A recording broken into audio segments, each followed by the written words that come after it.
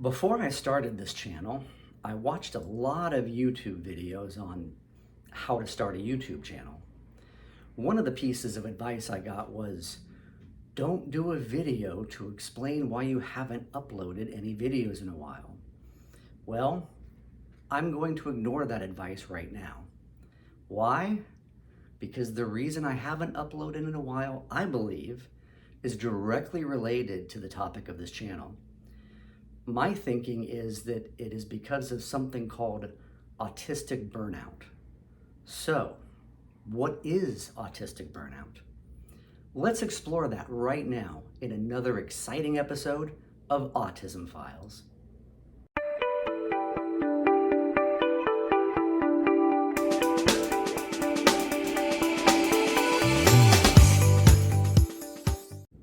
Hello and welcome to Autism-Philes. I'm Shay and I have autism and probably ADHD and OCD as well. Today, we're going to talk about autistic burnout. We've all heard of burnout. Neurotypicals experience it too. But what's autistic burnout? Autistic burnout is when an autistic person reaches a point where they can no longer do something they were previously doing just fine. This follows an extended period of stress or overstimulation. In some cases, it's a regression. A skill that was previously available to the autistic person is now suddenly not. Often this is temporary, but sometimes it isn't. In other cases, the burnout simply means the motivation or energy to do a task is not there anymore. Burnout can last anywhere from hours to years. When autistic burnout is reached, there needs to be a recovery period. Again, anywhere from hours to years to everything in between. In my experience, it's usually months, but that's me. Other autistic people may need longer or shorter recovery periods. So, what happened with me? The short answer, I think, is that I did too much too quickly. When I decided to create this channel, I was really excited about it.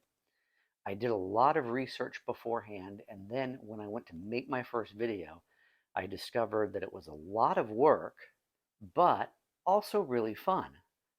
I was producing one video every week because I thought that that's what I was supposed to do, plus working on other projects at the same time. And at a point, I just crashed. I suddenly found myself unable to make new videos. Not unwilling, I certainly wanted to make more, but unable. At first, I was like, well, I missed a week, no big deal.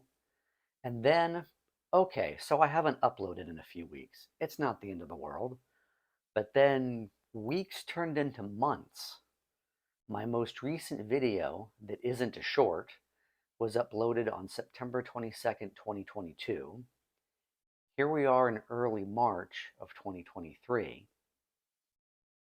I have done a couple of YouTube shorts in between, but the last long form video was over 5 months ago.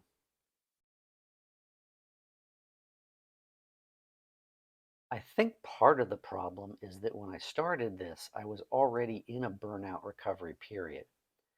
As a writer, I often have months of intense activity, followed by months of very little or no writing at all. When I launched this channel last August, I had only been working on my book very sporadically. Mostly, though, I was in one of those no writing periods. I also had other projects I was sporadically working on. As autism was becoming a new special interest, the excitement of this new YouTube channel kept me going for about 1 month before the crash. Then suddenly, I had no more in me. Coconut pancakes? Oh, hell yeah, that sounds great. I could totally make these. What? We're back on? Oh, coffee break's over? All right, sorry about that. So what are we doing then? Oh, the teleprompter, of course. I used to feel bad about these long periods of non-activity. Writers get all kinds of different advice about the craft of writing, and one of those is that you should write every day. Well, I've never written every day.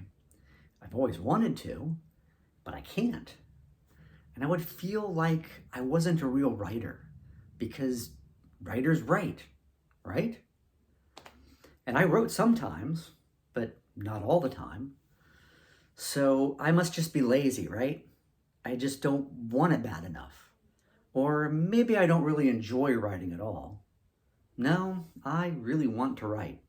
I love making up my stories. I love being creative. I love being in my world with my characters. And I want to be productive. I want to be prolific. I want to write every day. But that will never happen with me. Oh, hi. I recently got to talk to an autistic friend of mine who lives in the UK.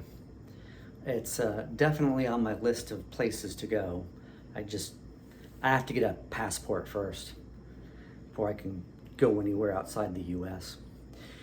Anyway, what I'm learning is that despite what my brain might desire, I don't have an inexhaustible supply of energy.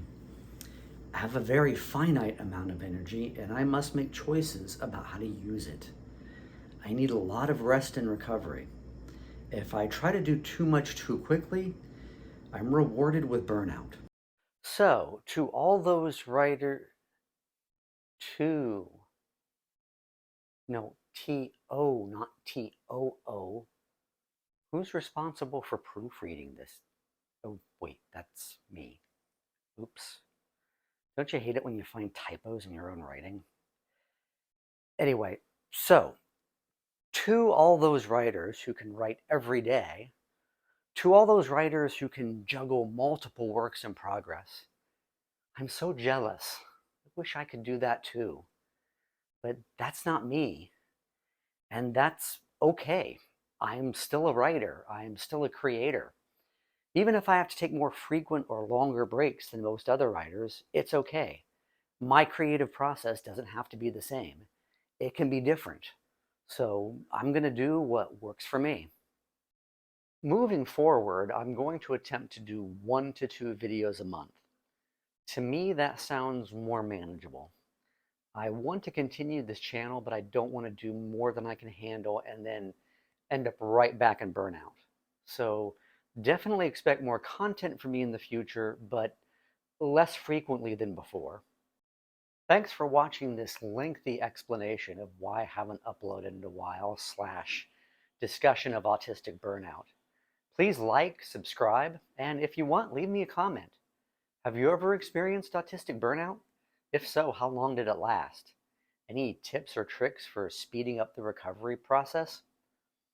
I'm an autism-phile, and I hope you are too. Thanks for watching. See you next time.